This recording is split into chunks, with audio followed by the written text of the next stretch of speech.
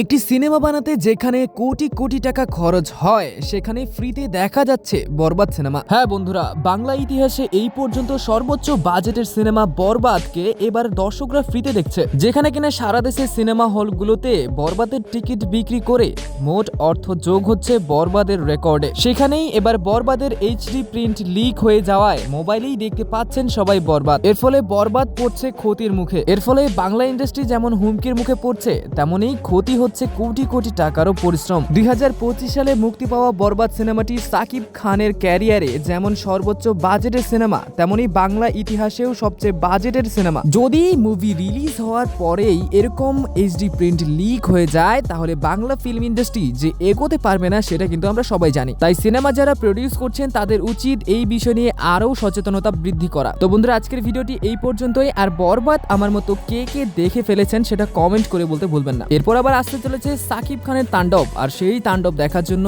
কে কে wait করছেন সেটাও comment করতে পারেন।